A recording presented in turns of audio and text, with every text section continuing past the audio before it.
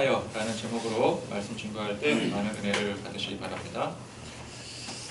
예수님의 생애를 이제 크게 세 부분으로 나눌 수가 있을 겁니다. 첫 번째는 이제 탄생과 성장의 과정, 메시아 탄생의 소식과 더불어 본격적인 예수님 사명의 때를 위한 준비 기간이라고 할 수 있겠죠. 두 번째는 공생의 기간입니다. 그러니까 본격적으로 이제 메시아로서의 사명을 감당하시는 때다라고 볼 수가 있습니다.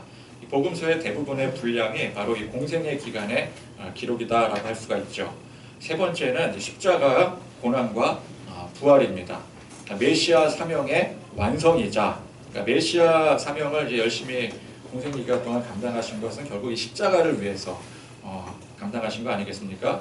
그래서 완성이자 또 하나님의 구원 계획이 완성이 되는 가장 중요한 때가 바로 이 마지막 때라고 할 수가 있습니다.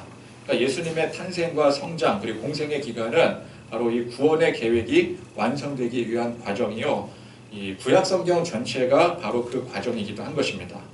따라서 그 예수님 공생의 기간의 수많은 행적들은 단순히 그 사건 하나하나로만 해석이 되면 안 됩니다. 이 구원 계획의 완성을 위한 퍼즐로서 해석이 되어져야 됩니다. 이 퍼즐 조각들이 하나씩 맞춰질 때에 비로소 이 구원이라고 하는 큰 그림이 완성이 되게 되는 것이죠. 그러니까 예수님께서 병 고치시고 귀신 쫓으시고 죽은 자를 살리시고 또 자연의 조화를 부리시는 모든 이적들이 예수님이 누구신지에 대한 표적이라고 했습니다. 그럼 우리가 예수님이 누구신지를 왜 알아야 됩니까? 곧 그러한 표적을 행하신 예수님께서 죄악된 이 세상을 구원하실 메시아로서 하나님의 구원 계획을 이루시는 분이시라는 그것이 또한 표적이 되기 때문에 그래요. 그래서 예수님을 알아야 되는 것입니다. 그 예수님을 알리기 위해서 그분이 누구시냐? 그래서 예수님 공생의 기간 동안에 여러 이적들이 표적이 되어지는 것이죠. 그러니까 단지 불쌍한 사람 병 고침 받고 문제 해결 받아서 감격하는 데서 끝나는 그런 내용이 아닌 것입니다. 우리가 세상 사는 동안 우리 주님께서 늘 동행하셔서 먹여주시고 또 입혀주시고 고쳐주시고 또 문제 해결해 주시는 모든 과정 가운데 야 해결받았다, 야 축복받았다, 거기에 만족하고 머무는 것이 아니라 더 나아가 영원한 하나님의 나라를 바라볼 줄 알아야 되고, 그 예수님의 이적을 통해서, 표적을 통해서, 그러니까 그냥 이적이 아니라 표적이라고 했죠. 그래서 하나님 나라를 바라보고 나를 구원하신 예수님께서 나를 구원하셨구나, 그래서 다시 오실 예수님 다시 오실 그날을 기대하고 소망하는 것으로 나아가야 되는 것입니다. 그러니까 진정한 사명을 위해서 나갈 줄 알아야 된다는 것이죠. 그러기 위해서 하나님께서는 우리에게 일용할 양식을 주시고 또 우리의 문제 해결을 허락해 주시는 것입니다. 그러니까 잠시 사는 세상이 목적이 아니라 영원히 우리가 살아갈 하나님의 나라가 목적이기 때문인 것입니다. 오늘 말씀의 예수님의 이적도 그런 표적의 의미로서 해석이 되어져야 됩니다. 자, 오늘 말씀의 이 표적, 그러니까 이적이 곧 표적이라고 하지 않았겠습니까? 이 표적의 내용이 보면은 앞서 14장이면 얼마 되지 않은 앞선 말씀 아니겠습니까? 그 14장의 오병이어와 매우 비슷한 사건입니다. 그러니까 떡 5개와 물고기 2마리, 이게 오병이어 때 헌신했던 내용 아니겠습니까? 그것이 오늘 말씀에서는 떡 7개와 물고기 2마리, 그러니까 조금 이제 숫자가 떡 2개가 더 이제 추가가 된 거죠. 그러니까 전에 이제 먹었던 사람들이 저기 이모 2개 더 추가요, 그래서 추가가 된 겁니다. 또 배불리 먹은 사람의 수가 5,000명에서 4,000명으로 변경된 차이가 있을 뿐 매우 비슷한 사건입니다. 그래서 14장의 이적을 뭐라고 불러요? 오병이어, 떡 5개와 물고기 2마리에서 오병이어라고 하면은 오늘 말씀 뭐라고 해야 되죠? 7병이어, 그렇죠? 떡 7개와 물고기 2마리, 7병이어. 근데 우리 보통 오병이어라 그랬지 7병이어 들어보셨습니까? 오병이어는 들어봤어도 7병이어는 거의 못 들어봤을 거예요. 근데 둘 다 똑같이 엄청난 이적의 사건인데, 그러니까 7병이어가 이 오병이어에 묻혀가는 그런 느낌이죠. 그래서 어떤 사람들은 요거를 이제 해석을 할 때 이 7병이어의 이 본문 말씀의 사건이 오병이어와 동일한 사건이다. 근데 저자가 헷갈렸거나 아니면은 예수님의 어떤 이 업적을 과대 포장하기 위해서 원래는 하나의 사건인데 이거를 2개로 굳이 분류를 해서 그렇게 기록을 했다, 좀 이렇게 부풀렸다, 그렇게 주장하기도 해요. 그러니까 뭐 위인 기록 같은 거 보면은 위인전 같은 거 보면은 실제 있었는지도 모르는데 막 추가해가지고 뭐 이렇게 뭐 어렸을 때 뭐 골목대장을 했다는 둥, 뭐 3살 이전에 뭐 천자문을 뗐다는 둥, 3살 이전에 천자문을 뗐는지 그걸 누가 알아? 누가 증명을 해요? 근데 막 이렇게 부풀리는 것처럼 예수님의 이 오병이어의 사건이 이게 너무 이렇게 크고 또 유명한 사건이다 보니까 거기에 또 추가로 하나 덧붙인 사건이다. 그렇게 주장을 하기도 해요. 그러나 이 칠병이어의 사건은 분명히 오병이어와 분리된 사건입니다. 저자가 만약에 헷갈렸다. 그러면 오병이어나 칠병이어나 숫자가 동일해야 되지 굳이 차이가 있겠습니까? 그리고 예수님의 사역을 부풀리기 위해서 카피한 증식한 기록이라고 한다면 그러면 그 기준으로 얘기하면 이 성경의 상당수 부분들이 그런 식으로 기록됐다는 거 아니겠어요? 그럼 애초에 성경의 절대적 무호성에 위배되는 소리입니다. 그러니까 이거는 뭐 그렇게 생각할 가치도 없는 내용이고요. 그러니까 이 오병이어의 이적이 사실이라면 이러한 사건이 여러 차례 충분히 일어날 수 있는 것입니다. 그죠? 오병이어나 칠병이어 말고도 더 있을 수 있다라는 얘기죠. 얼마나 많은 사람들이 예수님을 줄곧 따라다녔고 또 그 많은 사람들이 항상 배고팠겠습니까? 그 예수님의 능력이 어디 가는 것도 아닙니다. 다만 이 기록자가 모든 사건들을 예수님이 하셨던 모든 행적들을 전부 기록을 하자면 감당할 수 없을 만큼 분량이 많기 때문에 그래서 이 뭐 모든 사건을 다 기록하면 뭐 지면이 모자라서 감당이 안 되기 때문에 취사 선택했다라고 하기도 하지 않겠습니까? 그래서 그 사건들 중에서 추려서 취사 선택해 기록한 것이니만큼 없던 사건을 증식을 시켜서 부풀려서 기록한 게 아니라 오히려 반대, 더 많았던 사건을 줄여서 기록했다고 봐야 될 것입니다. 그렇죠? 그러니까 오병이어도 있었고 칠병이어도 있었고 아니면은 뭐 8병 3호도 있었고 뭐 여러 사건들이 있었을 거예요. 그 중에서 2가지 사건만을 오히려 추려서 기록했다라고 봐야 될 겁니다. 성경은 원래 반복 기록입니다. 명확하게 전달할 내용만을 기록했다면 성경이 이 두께보다 훨씬 줄었을 거예요. 그죠? 만약에 반복은 다 필요 없고 정말 핵심만 요약을 해서 우리에게 알려주고자 했다면은 성경이 한 10분의 1 정도도 안 됐을 거예요. 굉장히 신해졌을 겁니다. 얇아졌을 거예요. 우리는 읽기도 편하겠죠. 그러나 성경은 반복으로 이 기록된 내용이 중요하다는 것을 이 반복의 의미로 강조를 하는 겁니다. 그런 의미에서 이 사건도 뭐 오병이어랑 뭐 거의 똑같은 사건인데 뭘 이 2가지를 뭐 이렇게 기록을 했느냐라고 볼 수 있겠지만 이 사건도 강조의 의미에서 이 비슷한 2 사건을 기록했다라고 볼 수가 있는 것이죠. 그래서 먼저 우리가 사실 며칠 전에 이 오병이어에 대해서 말씀을 나누지 않았겠습니까? 그걸 다시 이제 복습하는 차원에서 이 오병이어 사건의 핵심을 살펴보게 되면은 자, 이 이적은 단지 배고픈 사람들 배부르게 만드신 내용이 전부가 아니라고 했습니다. 그래서 이제 그때 무슨 말씀을 인용을 했느냐? 요한복음의 말씀을 인용을 했었어요. 그래서 요한복음 6장 26절에 보니까 예수님께서 이렇게 말씀을 하십니다. 내가 진실로 진실로 너희에게 이르노니 너희가 나를 찾는 것은 표적을 본 까닭이 아니요 떡을 먹고 배부른 까닭이로다. 자, 너희가 나를 찾는 것은 표적을 본 까닭이 아니라고 했어요. 표적은 뭐라고요? 예수님이 누구신지에 대한 증거. 근데 사람들은 그 표적을 표적으로 보지 않고 그냥 단순히 기적이다, 이적이다, 우리에게 주는 놀라운 유익이다. 그렇게만 바라봤다라고 하는 것입니다. 그러니까 떡을 먹고 배부른 까닭으로 예수님을 찾은 것이라고 했는데 이는 비단 오병이어나 칠병이어뿐만 아니라 예수님의 이적 그 자체를 가리키는 말씀입니다. 그럼 이 사람들이 왜 이렇게 많이 모여들었습니까? 오늘 말씀해 보니까 여자와 어린아이 제외 4,000명이라 그랬고요. 또 오병이어 때는 5,000명이라 그랬고요. 그러니까 예수님의 이 이적을 맛보고 이게 이제 우리가 보통 상식적으로 이런 기적을 맛보게 되면은 거기에 재미가 들리게 돼요. 그죠? 야, 이게 얼마나 놀라운 일이냐. 그럼 사람들이 막 인기몰이 하면서 쫓아다니지 않겠습니까? 그래서 이 재미 들린 사람들이 그 재미의 유익을 찾기 위해 찾은 것이라는 거예요. 그래서 요한복음 말씀에 계속해서 예수님께서 이 떡의 원래의 의미에 대해서 말씀을 하시는데 요한복음 6장 35절에 보니까 예수께서 이르시되 나는 생명의 떡이니 내게 오는 자는 결코 줄이지 아니할 터요 나를 믿는 자는 영원히 목마르지 아니하리라. 자, 이 떡이 뭘 의미하는 거라고요? 그냥 우리가 먹고 배부른 떡이 아니라 바로 예수님의 생명의 떡, 영원히 목마르지 않는 떡이라고 했습니다. 그죠? 그리고 이것이 바로 과거 조상들에게 내려진 만나와 같은 것이고 후에 있을 성만찬의 예수님의 피와 살이라고 말씀을 하세요.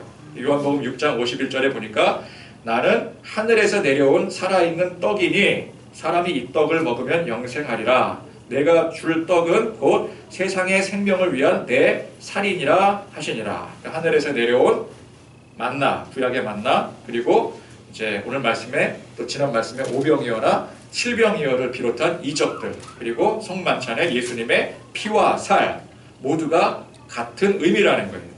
그래서 지난 이제 오병이어 말씀에서 우리는 단지 먹고 배부른 떡과 같은 그런 세상 물질의 욕망에서 벗어나 진정한 영혼의 양식이신 예수님을 바라보고 이 세상 소망이 아닌 진정한, 이 세상 소망이 아니라 그러면 또 저 세상 소망이 되잖아요.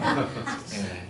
영원한 하나님의 나라에 대한 영적 소망을 향해 나아가야 된다고 했었습니다. 이것이 바로 그리스도인으로서의 진정한 사명인 것이죠. 자, 그렇게 예수님께서는 이 땅에 죽어가는 불쌍한 영혼들을 구원하시기 위해서 성육신하시고 또 공생의 기간 동안 열심히 가르치시고 또 표적을 보여주셔서 그 거룩하고 숭고한 십자가를 짊어지셨건만 사람들은 여전히 먹고 배부른 그 떡을 바라고 세상 유익과 소망을 꿈꾸며 예수님을 쫓을 뿐이더라는 거예요. 그러니까 예수님의 숭고하신 그 뜻과는 별개로 오늘도 4,000명 이상이나 되는 사람들이 말하자면 그 헛된 세상 욕망을 꿈꾸며 예수님 곁에 모여들게 된 것입니다. 그러면 예수님을 직접 모시는 제자들이라고 뭐 달라졌습니까? 변했습니까? 오늘 말씀 보니까 전혀 변하지 않았어요. 자, 32절 말씀에 예수께서 제자들을 불러 이르시되 내가 무리를 불쌍히 여기노라. 그들이 나와 함께 있은지 이미 사흘임에 먹을 것이 없도다. 길에서 기진할까 하여 굶겨보내지 못하겠노라. 자, 이 예수님이 하신 말씀 언뜻 보면은 예수님께서 지금 이 상황에 대해서 걱정하시는 것처럼 보여요. 야, 이 많은 사람들이 나를 따르고 있는데 이거 먹을 거 어디서 구해야 되느냐? 지금 3일 동안이나 굶고 있는데 다 배고파서 지금 막 기진할 지경에 이르게 되는데 이 사람들 그래도 나를 이렇게 따르는데 이거 먹여야 되는데 제자들 너네들 뭐 준비된 거 있느냐? 그래서 걱정하시는 것처럼 보여요. 그러나 예수님께서 여러분 정말 걱정하시겠습니까? 예수님은 걱정할 이유가 전혀 없으세요. 그럼 왜 이렇게 말씀을 하셨을까요? 제자들에게? 제자들의 반응이 어떠한지를 보시려고. 그러니까 시험하시려고, 테스트하시려고 일부러 그러시는 거예요. 자, 이미 앞전에 오병이어의 역사를 예수님께서 친히 일으키셨고요. 이에 대한 생생한 증인들이 누구예요? 예수님을 곁에서 모셨던 바로 그 떡을 나눠 주었던 제자들이 생생한 증인들이잖아요. 그럼 예수님께서 이렇게 짐짓 모른 채 하시면서 야, 이거 어떡하냐? 그랬을 때 제자들이 어떤 반응을 보여야 될까요? 예수님 무슨 말씀하세요? 예수님이 다 하시잖아요. 우린 믿습니다. 그렇게 나가야 되는데 제자들의 반응이 어땠어요? 33절에 보니까 제자들이 이르되 광야에 있어 우리가 어디서 이런 무리가 배부를 만큼 떡을 얻으리이까? 진지하게 받아들이고 있어요. 예수님의 시험을, 테스트를 다큐멘터리로 받아들이고 있는 거예요. 그죠? 그러니까 좀 나아져야 되는데 나아지는 게 없는 거죠. 전혀 나아진 게 없어요. 여전히 제자들은 걱정, 근심하고 있습니다. 근데 상식선에서는 제자들이 걱정, 근심하는 게 이게 맞아요. 그죠? 지금 광야라고 하지 않았겠습니까? 그럼 광야에서 어딜 가서 이 4,000명 이상 되는 사람들이 먹을 것을 구할 수 있겠어요? 돈이 아무리 많아도 그건 감당이 안 되는 일입니다. 그런데 이 고민을 지금 이때만 했습니까? 그 전에도 이 똑같은 고민을 했었어요. 그럼 그 전에는 오병이어 때는 예수님께서 아직 오병이어의 이적을 베풀기 그 전의 일이었기 때문에 그냥 걱정, 근심할 수 있다고 쳐요. 아직 그걸 몰랐으니까. 근데 지금은 어떤 때예요? 이미 오병이어의 그 이적을 경험을 했잖아요. 그죠? 그러면 이제는 좀 믿고 예수님의 제자들답게, 수제자들 아니겠습니까? 뽑혀진 제자들이잖아요. 면접까지 봐갖고 다 뽑혀진 제자들 아니겠습니까? 그러면은 제자들답게 좀 예수님을 믿고 의지해야 되는데 여전히 고민하고 여전히 근심하고 있는 거예요. 표적의 의미를 전혀 알아차리지를 못하는 거죠.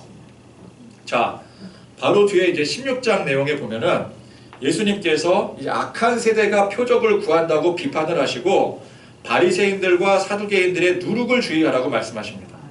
근데 예수님의 제자들이나 악한 세대나 가식과 위선투성이인 바리새인 사두개인들이나 다를 바가 없다라는 뜻이에요.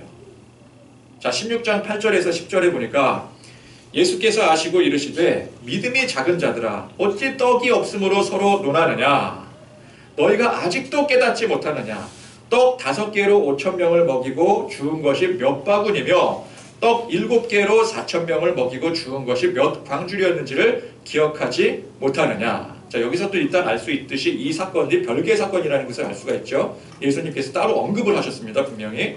그리고 이 사건들을 얘기하면서 분명히 이제 예수님께서는 야 이게 떡 어떻게 하냐 그렇게 물으셨지만 이게 예수님께서 제자들을 테스트하셨던 내용이라는 것도 알 수가 있는 거예요. 그랬을 때 너희들은 왜 믿음이 없느냐 왜 자꾸 걱정 근심하느냐 그렇죠? 그렇게 말씀하시는 것입니다. 그러니까 아무리 놀라운 표적을 보여주셔도 이 제자들 믿음이 자라지 않더라는 거예요. 그러니까 우리도 오늘 이 말씀을 대하면서 야 그래 나도 이 믿음 없는 이 제자들과 같지는 않은가 여전히 떡을 먹고 배부를 것을 바라고 그 소망으로 예수 믿고 신앙생활하고 있지는 않은지 우리 스스로를 돌이켜 봐야 되는 거예요. 사실 오늘 이 말씀은 앞선 14장의 이 오병이어 사건과 다를 바가 없는 뭐 거의 똑같은 내용입니다. 그러니까 설교를 아무리 여러 각도로 해석을 하고 다양한 적용을 한다 해도 근본적인 이 말씀 해석의 본질이 바뀌는 것은 아니에요. 그래서 이 본문 설교를 저도 이제 준비를 하면서 이거를 이제 지난번에 그것도 뭐 얼마 되지도 않은 몇 주 전에 한 건데 똑같은 본문인데 그러면 이제 설교를 준비하는 입장에서 고민하겠어요? 안 하겠어요? 하겠죠. 이게 창작의 고통이거든요. 매주마다 이거는 설교를 이제 창작을 해야 되는 말하자면 이제 이게 이번 주는 또 이거 하필 또 똑같은 본문인데 이거를 어떻게 해야 되나 다른 관점으로 해석을 해야 되나 아니면은 지난 내용을 또 그대로 반복을 해야 되는가. 또 한 가지 희망이 있는 것은 지난 내용을 반복을 하더라도 분명히 처음 듣는 것처럼 들을 것이기 때문에 상관은 없다라고 생각하겠지만 목회자의 양심이 똑같은 것도 카피해서 할 수는 없고 근데 고민도 되고 그래서 그냥 이 본문 어차피 지난번에 했던 거니까 그냥 뛰어넘어갈까 라고도 했지만 같은 내용이 반복이 된다는 것 자체가 이게 의미가 있는 것이기 때문에 그래서 반복을 해서 설교를 하는 거예요 사실은. 그러니까 저자인 마태도 똑같지 않았겠어요? 굳이 같은 내용을 그것도 지금 14장에서 오늘 말씀이 몇 장이에요? 15장. 뭐 한 장도 안 넘어간 거잖아요. 한 장밖에 안 넘어간 거잖아요. 그걸 반복적으로 기록한 데에는 이 반복의 의미가 분명히 중요하기 때문에 그렇게 기록을 했을 거라고요. 그렇죠? 그러니까 예수님의 제자들이 이 여러 차례 반복된 이 표적 속에서도 여전히 믿음이 자라지 못해서 정체되어 있는 것처럼 오늘 이 말씀을 전하는 저도 마찬가지고 우리도 말씀을 항상 배우고 들음에도 전함에도 불구하고 여전히 믿음이 자라지 못해서 정체되어 있음을 상기해야 되는 거예요.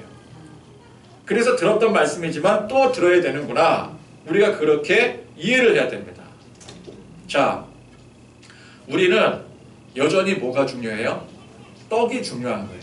우리 떡이 중요합니다. 세상 사는 방식과 그 방식에 따른 세상 성공이 여전히 우리는 중요해요. 교회에 열심히 나와서 이렇게 예배를 드리지만 예배를 드리는 이 순간조차도 우리 그 중심이 세상 어딘가에 자꾸만 가 있게 됩니다. 이거를 부정을 하겠습니까? 사실 아무도 부정하지 못할 거예요. 제가 이제 한참 이제 신학 공부하면서 신학교 다니면서 이제 막 이제 말씀도 깨닫게 되고 또 새롭게 배우는 것도 있고 그럼 이제 막 깨닫게 되니까 그 당시에는요 모든 그 신학교 전도사님들은요 막 열정이 막 타오릅니다. 그리고 막 빨리빨리 어디 가가지고 나 설교시켜 주는 데 없나 빨리 이거 내가 배운 거 가르쳐야 되는데 그 중생들은 다 모르는 중생들인데, 어리석은 불쌍한 중생들인데 내가 이거 빨리 이거 선도하고 가르쳐야지, 내가 배웠으니까. 그렇게 열정으로 선포하고 가르칠 때는 그만 이제 교만이 들어오게 돼요. 누구나 교만이 들어오게 됩니다. 그래서 내가 마치 이 말씀을 통달해 가고 있다라는 생각을 하게 돼요. 착각을 하게 돼요. 야, 이렇게 말씀을 기가 막히게 그냥 막 해석을 하고 막 통찰력 있게 선포할 수 있는 내가 이게 어디까지 더 성장할 수 있단 말인가 막 이러면서 완전히 기고만장해져 갔습니다. 속으로 그랬고 겉으로는 티 내지 않으려고 어떻게든 제가 몰려 이러면서 막 겸손해 보이려고 애썼지만 아마도 겉으로 다 드러났을 거예요. 그러나 그것이 얼마나 어리석은 교만이겠습니까? 이게 얼마나 어리석은 교만인지요. 이게 우리가 그래요. 안다고 눈을 뜨는 순간 이전에는 미처 알지 못했던 모르는 영역에 동시에 눈을 뜨게 되는 거예요. 그러니까 모를 때는 내가 얼만큼 모르는지 얼만큼 아는지도 몰라요. 근데 어느 정도 내가 요거 좀 해보니까 좀 알겠다 싶으면은 그 다음에 눈을 뜨는 게 뭐예요? 내가 이전에 보지 못했던 모르는 영역들이 보이게 되는 거죠. 그러니까 모르는 영역이 알면 알수록 기하급수적으로 커져가는 거예요. 그러니까 우리가 뭔가 배우고자 할 때 그러지 않겠습니까? 그러니까 여러분들도 내가 뭐 취미를 가졌거나 또 어떤 거를 내가 좀 집중적으로 내가 이걸 한번 배워봐야 되겠다. 근데 배우기 전에는 어때요? 그게 쉬워 보여요. 어느 정도까지 하면은 수준에 도달할 것 같아요. 그러니까 악기 같은 거 배울 때 우리 이제 학생들도 이제 악기를 배우는데 아마 이제 학생들 악기 배우면서 이제 느꼈을 거예요. 악기를 배우기 시작할 때는 어느 정도 고지까지 오르면은 충분할 거라고 생각을 해요. 그 정도면 고수가 되겠다 싶었는데 막상 열심히 연습하다 보니까 이제 그 정도 위치까지 도달하게 되잖아요. 그럼 만족하느냐? 만족할 수가 없어요. 왜? 그 전에는 보지 못했던 전혀 새로운 세계가 이제 눈이 탁 튀게 되면서 보이게 되니까 그 앞에 더더욱 한없이 작아지게 되는 겁니다. 오히려 더 초라해지게 되는 거예요. 남들은 막, 야, 실력 늘었어. 야, 잘하는데, 칭찬을 해주는데 나는 그게 아닌 거예요. 전에는 나도 그 정도만 되면은 잘하는 줄 알았는데, 막상 그 위치에 도달해 보니까, 이거는 뭐 내가 그 이전에는 보지도 못했던 놀라운 세계가 막 펼쳐지는 거죠. 장난 아닌 세계가 펼쳐지는 거죠. 그 앞에 쪼그라들고 초라해질 수밖에 없는 거예요. 만약 그걸 모른다면은 제대로 배웠다고 할 수가 없는 겁니다. 우리가 믿음 생활, 신앙 생활을 오래 해왔다고 자부할 수가 있어요. 나 기도 많이 했고 또 말씀 많이 안다고 자부할 수가 있습니다. 직분이 자랑거리가 될 수 있고요. 나름의 이 신앙 경력이 그걸 말해주는 것 같고 그래서 이제 알 만큼 안다고 자연스럽게 생각할 수가 있게 되는데 그게 바로 교만입니다. 아는 게 아니더라고요. 오늘 말씀의 제자들처럼 또 따르는 수많은 사람들처럼 여전히 세속의 욕심으로 예수님을 따르고 소망하고 있다면 그렇게 많이 아는 말씀의 지식과 경륜과 세월이 그게 다 무슨 소용이고 무슨 의미가 있겠어요. 지난 오병이어 말씀을 듣고 깨달아서 세상 욕심 또 배부를 그 떡을 버리고 나 이제부터 예수님을 향한 소망을 가지고 살아가야 되겠다. 영원히 줄이지 않을 영적 양식을 취하며 참 소망을 가지고 살아야 되겠다. 그렇게 결단하고 다 기도하고 찬송 부르고 그러지 않았겠습니까? 그렇게 부르짖었지만 그것이 오늘 이 말씀 앞에 서니까 다시 리셋이 되고 도루묵이 되고 그래서 말씀을 대하니까 야, 나 이거 다시 듣고 다시 깨달아야 되는구나. 회개하고 돌이켜야 되는 게 바로 우리의 연약한 모습이라는 거예요. 근데 이 정도면 다행이죠. 근데 그 자신을 알지 못해서 야, 내가 오병이어 말씀까지 들었지. 그 이전에 또 뭐 수많은 말씀을 들었지. 내가 이미 다 알고 깨달았는데 이 반복된 말씀이 나한테는 의미가 없다. 뭐 또 반복이냐? 라고 한다면 그건 스스로를 모르고 여전히 교만에 있다는 증거가 되는 거예요. 그래서 여러분 누차 말씀드리지만 성경은 반복입니다. 뭐 거의 같은 말의 반복이고요. 같은 사건의 반복이에요. 말씀이 늘 새롭다라는 것이 무슨 뜻일까요? 내 안에 성령님께서 새롭게 하심으로 새 영으로 받아들인다라는 의미에서 새롭다라는 의미도 있겠지만 이 제자들처럼 맨날 잊어버리고 들으면은 또 세상으로 또 다시 돌아가 버리고 그러니까 늘 새롭게 들린다라는 의미도 있는 거예요. 말씀이 새롭다라는 게. 물론 우리의 삶에 있어서 떡은 매우 중요한 것입니다. 우리의 삶을, 내 삶을 누가 대신 살아주는 게 아니에요. 그렇기 때문에 각자 자기 삶에 대한 노력과 열정은 이거 강 건너 불구경하듯이 쉽게 생각할 요소가 절대 아닙니다. 그래서 예수님께서도 찾아오는 많은 사람들의 필요를 아시고 채워주시는 거예요. 32절에 보니까 예수님께서 먼저 무리들을 불쌍히 여기시고 먹을 것을 채워주시려고 생각하시는 거예요. 무리들이 예수님께 먹을 것 주세요 그리고 온 게 아니라 예수님께서 야, 이 불쌍한 무리들을 내가 먹여야 되겠다라고 먼저 생각을 하시는 거예요. 그러나 예수님께서는 우리가 각자 삶에 필요한 그 떡에만 관심 갖기를 원하지 않으신다는 것입니다. 채워주시는 그 떡 이상의 중요한 것을 붙들기를 원하세요. 떡 먹고 배부러라 그게 아니라 떡을 먹었으면 이제 그 이상을 봐야지. 예수님께 그렇게 원하시는 거예요. 그래서 우리는 항상 반복되는 이 말씀을 통해서 때마다 주시고자 하시는 그 진정한 의미를 깨달을 줄 알아야 됩니다. 듣고 나서 돌아서면 또 있더라도 그럼에도 불구하고 그렇기 때문에 다시 듣고 다시 깨닫고 그래서 진정한 영적 소망을 향해 날마다 나아갈 줄 알아야 되는 것입니다. 우리는 모두 다 부족하고 연약한 사람들입니다. 세상에 육적인 것도 부족하지만 보다 더 중요한 것은 하나님의 영적인 것에서 항상 부족하고 연약한 존재라는 그 의식, 자의식을 가지고 있어야 돼요. 나는 부족해요 그러는데 뭐가 부족합니까? 돈이 부족하고요, 건강이 부족하고요, 뭐가 부족하고 그건 누구나 다 부족한 거예요. 우리는 뭘 자각해야 돼요? 영적으로 저는 항상 말씀이 갈급하고요. 하나님 뜻대로 살아야 되는데 그렇지 못하고 참된 소망을 가지고 살아야 되는데 자꾸 들으면 돌아서면 잊어버리고 세상 유혹에 자꾸만 넘어가게 되고 그래서 저는 항상 부족합니다. 그래서 심령이 가난하다고 하는 거죠. 그걸 인정했을 때 비로소 우리는 무엇을 구하게 돼요? 우리의 영적 필요를 구하게 되는 거예요. 내 영적으로 정말 필요한 것들을 얻어야 되는구나. 내가 그런 존재이구나. 내가 하나님께서 주시는 영적 필요를 갈급해야 되는 존재이구나. 그렇기 때문에 영적인 필요를 갈급하고 구할 수가 있는 거예요.